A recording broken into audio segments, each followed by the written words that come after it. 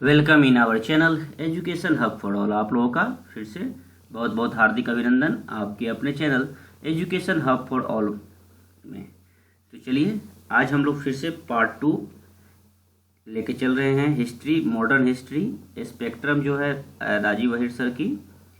इसमें आज हम फर्स्ट पार्ट जो हुआ था हम लोगों का, क्लास फर्स्ट जो हुआ था उसी को हम लोग कवर अप करेंगे। जो कुछ छूटा हुआ है उस बुक में कुछ कम था तो इंग्लिश में आज हम लोग लेके चलेंगे, और इससे क्या होगा कि इंग्लिश और हिंदी दोनों वालों के लिए सहूलियत होगी।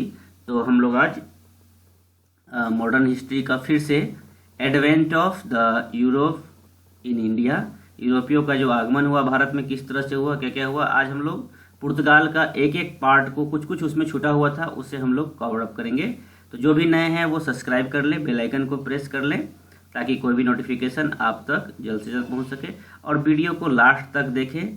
कुछ भी टॉपिक छूटे ना, कुछ भी पॉइंट छूटे ना, इसलिए वीडियो को लास्ट तक देखें। चलिए स्टार्ट करते हैं बिना विलंब किए हुए। आप लोग कमेंट नहीं करते हैं, कमेंट जरूर कीजिए, अपने सुझाव को दीजिए। चलिए आगे बढ़ते हैं। Advent of the Europeans in India. Now we talk of ancient, medieval and modern periods in history. We are talking about that here ancient and medieval and modern periods. अभी हम लोग जो देखेंगे एंशियंट प्राचीन, मध्यकालीन और जो हमारा आधुनिक काल था उसे हम लोग देखेंगे किस किस तरह से continue. Actually here history is a continuity. History क्या है? कंटिन्यूटी है। It is not always easy to distinguish clearly when one periods ends and another begins. मैंने एक काल खत्म होने के बाद क्या होता है, जैसे हम लोग देखे थे कि हमारे पूर्वज की किसी भी घटनाओं को, जो हर्ष का हो या आकर्षक कुछ भी, उसे अपने संतति को हिस्ट्री के रूप में ही हम उसे जानते हैं, पढ़ते हैं। एक काल खत्म होने के बाद दूसरा काल आ जाता है। जैसे कि हम लोग देखे थे प्रागैतिहासिक काल, ऐतिहासिक काल, उसमें कौन कौन सा काल था। उस तरह से क्या है, एक पीरियड इंस होने के बाद, समाप्त होने के बाद अनदर स्टार्ट हो जाता है। So if we think of the history of modern India as beginning with the advent of Europe, हम लोग यहाँ देखेंगे किसके प्रीफिक्स में, तो यहाँ पे जो आगमन हुआ यूरोपियंस का कैसे कैसे हुआ, तो we need to go back to what is generally considered. अब हमें बैक में जाके जानना होगा कि एक्चुअली हुआ क्या था मेडिवल पीरियड में। That is the 15th century itself. कब का है, तो 15वीं शताब्दी का घटना को हम लोग देखेंगे। In it took time even before the Mughals came and established their empire. Okay, तो चलिए हम लोग अब स्टार्ट करते हैं हमारा द पोर्तुगीज। हम यहाँ पे पुर्तगाल के बारे में देखेंगे। द पोर्तुगीज इन इंडिया, पुर्तगाल का आगमन भारत में किस तरह से। The quest for and discovery of a sea route. सबसे पहले क्या हुआ था, सी रूट मतलब रूट। एक्चुअली में कहीं भी जाने के लिए, आने के लिए सबसे पहले आप क्या बनाते हैं, रास्ता। तो रास्ता की खोज कैसे किया तो उसके बारे में जान लें। After the decline of the Roman empire in the 7th century, the Arabs had established their domination in Egypt and Persia. Okay, direct contact between the Europeans and India declined, and with that the easy accessibility to the India commodities like spices, calicos, silk and various precious stones that were greatly in demand was affected. Actually में मसाला, silk या किसी भी प्रकार का पत्थर जो costly पत्थर होता था उसका डिमांड अफेक्टेड हुआ। अगर किसी भी रास्ते को बंद कर दिया जाएगा तो आपका आयात निर्यात में प्रॉब्लम होगी।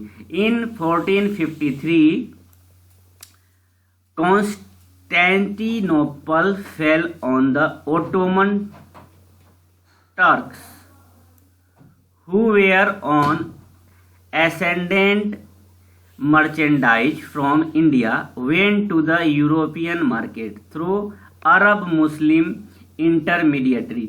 मैंने पहले क्या, अरब का मुस्लिम लोगों का यहाँ पे एकाधिकार था, और the Red Sea trade route was a state monopoly, और उनको रेड सी जो था उनका मोनोपोली था, इस्लामिक जो रूलर थे उनका मोनोपोली था।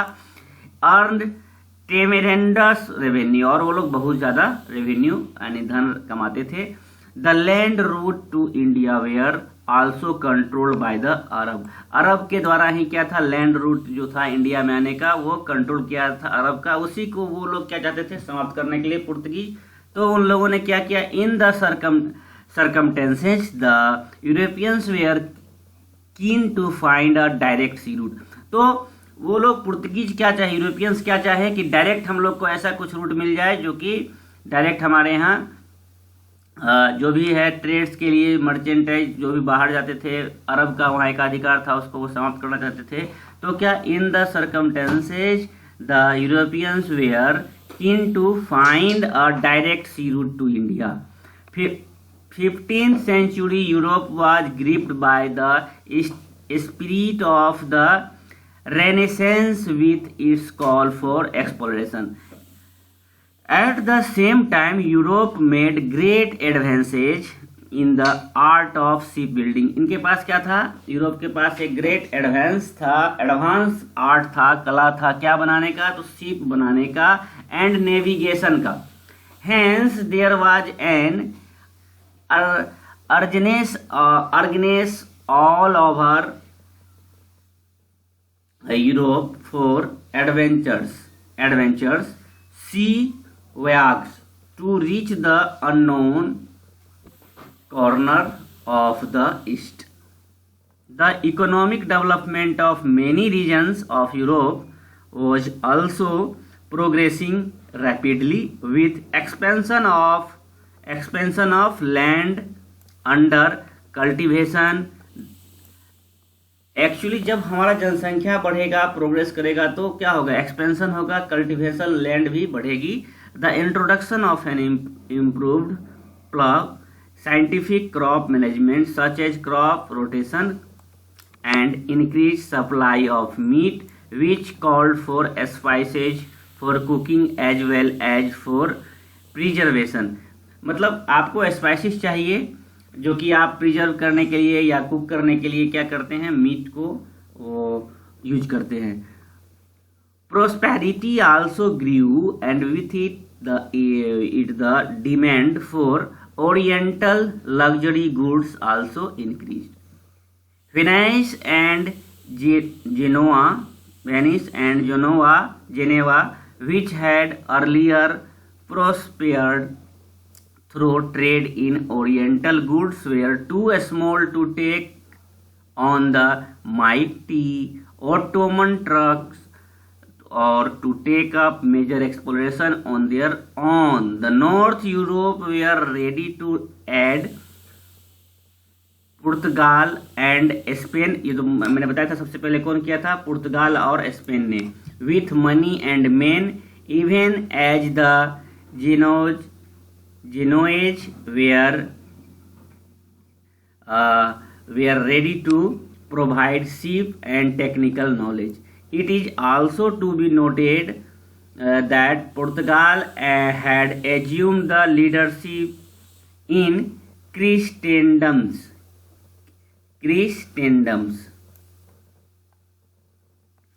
Resistance to Islam.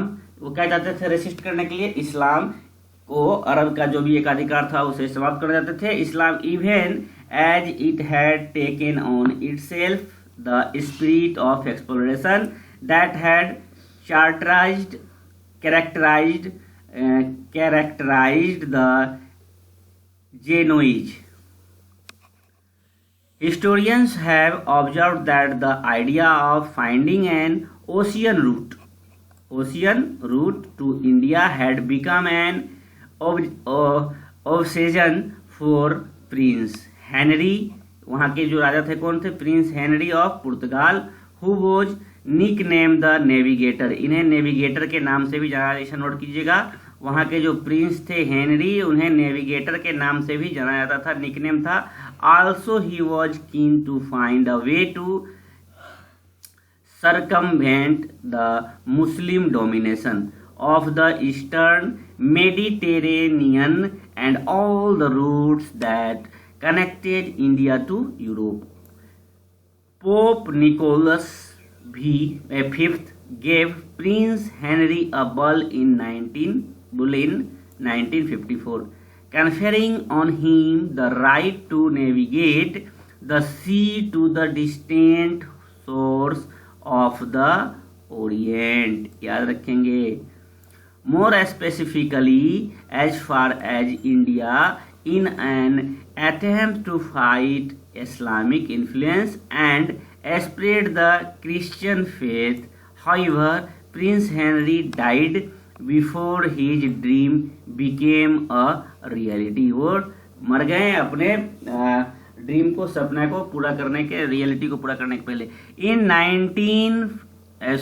In 1497, under the Treaty of Tordesillas 1494, the rulers of Portugal and Spain divided the non-Christian world between them by an imaginary line.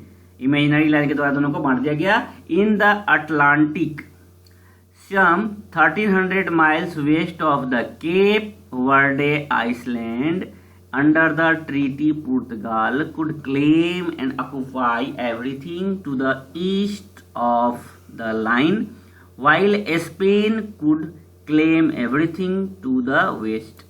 The situation was thus prepared for the Portuguese incursion into the waters around India. It was in 1487 that the Portuguese navigator Bartholomew Diaz rounded the Cape of Good Hope. ये देखिए, आपको पहले बता चुका हूँ. Bartholomew Diaz जो क्या किया था, केप ऑफ गुड तक गया था in Africa, and sailed up the eastern coast. He was well convinced that the long south after sea route of to India had been found, but it was only 10 years later that an expedition of Portuguese ship set out for India in 1497 and arrived in India in slightly less than 11 months time. In May 1498 में पहुंचे थे Vasco दी gamma. अब कैसे trading start किए? From trading to ruling, माने trading से ruling तक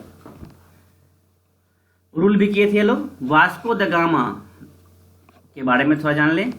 the arrival of 3 ship under Vasco D gamma.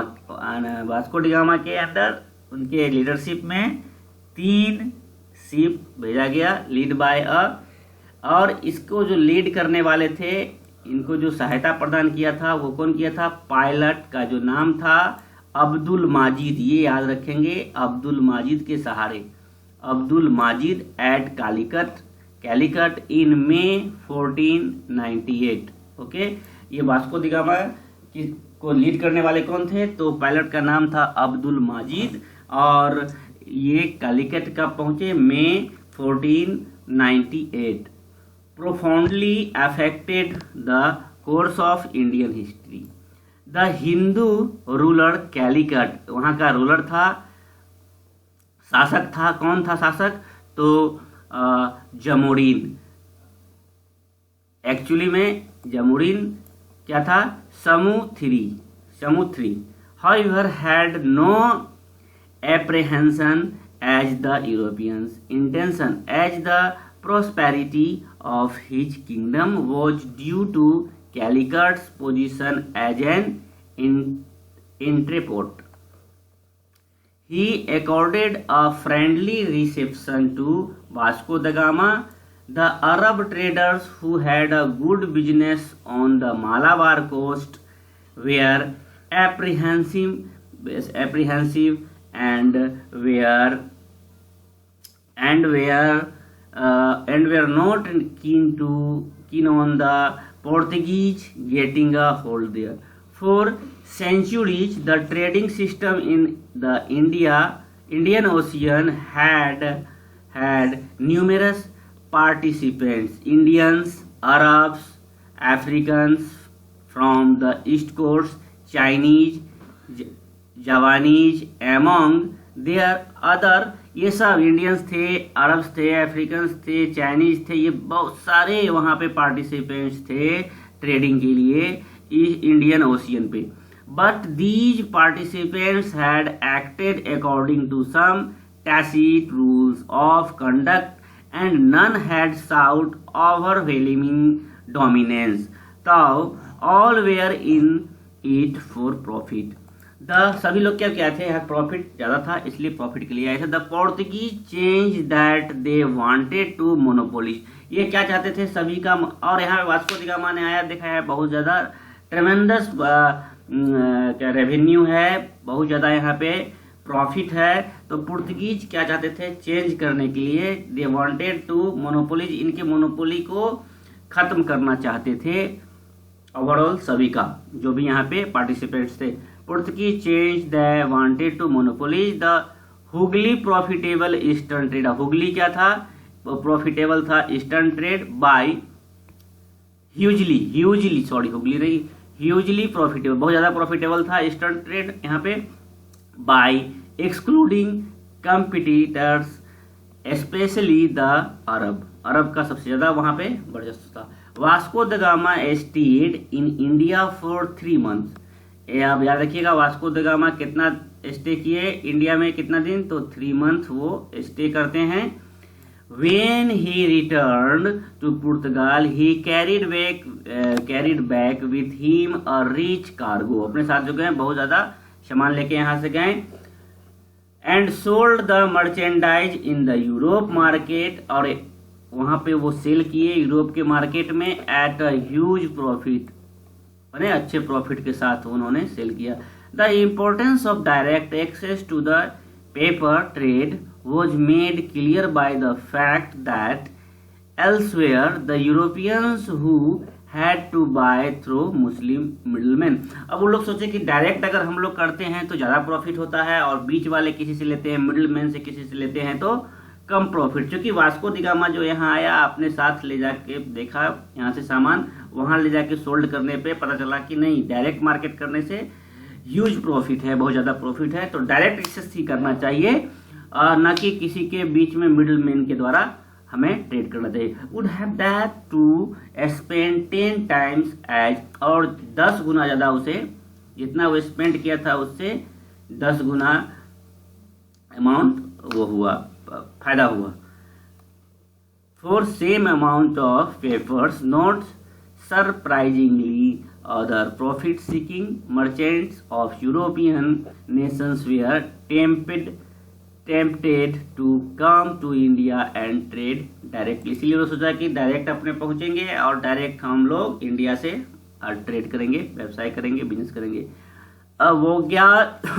voyage was undertaken by Pedro Alvarez Cabral to trade for spices, negotiate and established a factory at Calicut. पहला जो आया था Pedro Alvares कार्वेल आया था business के लिए, तो वो क्या किया, एस्टेब्लिश्ड किया क्या, तो फैक्ट्री कहाँ पे, तो फैक्ट्री कैलिकट में. वेयर ही अराइव्ड इन, और ये कब आया था पेड्रो अल्वरेज कार्वेल, तो 1500 सितंबर 1500 में. There was an incident of conflict when the Portuguese factory at Calicut, जब कालीकट में फैक्ट्री इन्होंने खोला तो वहाँ क्या हुआ, द्वंद्व हुआ और उन पर अटैक भी किया गया लोकल लोगों से, resulting in the death of several Portuguese, कुछ पुर्तगीज की मृत्यु हो जाती है. In retaliation Carval seized a number of Arab merchant. इसके बाद वो लोग क्या करने लगे, बहुत ज्यादा सीज करने लगे क्या, अरब के जो भी मर्चेंट्स बिजनेस वाले शिप थे उसे वो लोग एनकोर्ड इन द हार्बर पे उन्होंने जो सीज करके अपना रखना चालू कर दिया, वो जगह होता है. And killed hundreds of their crew besides confiscating their cargo and burning the ship. मार काट करने लगे, दमन करने लगे, शिप को जलाने लगे और उनके क्रू मेंबर को भी मारने लगे। Calicut was bombarded by Carval. Later, Carval succeed in making advantageous treaties with the local rulers of Cochin and Connor. उन्होंने फिर ट्रीटी भी की, समझौता भी हो गया। Vasco the gamma once again came to India 1501. याद रखेंगे, एक बार आए थे 1498 में, 1498 में, तो 3 मंथ रहे थे। फिर वो आते हैं दूसरा बार 1501 में, 1501 में। The Zamorin decline to exclude the Arab merchant in favour of the Portuguese. When Vasco da Gama combined commercial greed with ferocious hostility and wreaked wagonage on Arab shipping wherever he would, his rupture with the Jamorian। यहाँ पे in general view है कि landing कब हुआ था Vasco the gamma का कैलिकट में, तो 1498 में, regarded as beginning of new era in world history. Okay, ये सब को भी आप देख लेंगे। Next, thus became total and complete Vasco da Gama set up a trading factory at Kannur। ठीक है, ट्रेडिंग फैक्ट्री इन्होंने कहाँ पर सेटअप किया वास्को द गामा ने, तो कैन्नौर में। Gradually Calicut, Cannanore and Cochin become the important trade centre of the Portuguese. Portuguese का जो सेंटर था कौन कौन सा, कैन्नौर, ग्रेजुअली कैलिकट और कैन्नौर एंड कोचिन, ये इंपॉर्टेंट ट्रेड सेंटर था इनका पोर्तुगीज का। Gradually under the pretext of protecting the factories and their trading activities, the Portuguese got permission to fortify these centers। उसका फोर्ट बनाने का इन्हें परमिशन मिल गया था। अब आते हैं किन की बात करेंगे, 1505 में आते हैं Francisco de Almeida. In 1505 the king of Portugal appointed a governor. इसके बाद 1505 में वहाँ का किंग जो है वो पुर्तगाल का क्या अपॉइंट करता है, यहाँ पे गवर्नर अपॉइंट करता है। कहाँ के लिए, तो इंडिया में, फॉर अ 3 ईयर टर्म, और 3 साल के लिए इनको भेजा जाता है। And equipped the incumbent with sufficient force to protect the Portuguese. बहुत सारे फोर्स के साथ उनको भेजा जाता है। Francisco de Almeida, the newly appointed governor, was asked to consolidate the position of the Portuguese in India. वो अपना अस्तित्व बनाने के लिए आए थे इंडिया में। And to destroy Muslim trade by seizing, ये भी वही करने लगे, दमन करने लगे, सीजिंग करने लगे, उसका जो भी था मुस्लिम ट्रेड को खत्म करने के लिए। Aden, Ormuz and Malacca, he was also advised to build fortresses at Anjadib, Cochin, Kannur and Kilwa. What Almeida, however, encountered, along with the opposition of the Jamorin, was a threat from a Mamluk sultan of Egypt से इनका वो हुआ था। Encouraged by the merchants of Venice whose lucrative commerce was now at risk due to the Portuguese interference। Portuguese के interference से उनका भी व्यवसाय खतरा में था। The Egyptians raise a fleet in the Red Sea to stop the advance of the Portuguese in 1507। The Portuguese squadron was defeated in a naval battle off Diu by the combined Egyptian and Gujarat navies, and Almeida's son was, उसमें क्या हो जाता है, Almeida का सन मारा चला जाता है। Next year Almeida avenged his defeated by totally crushing the two navies।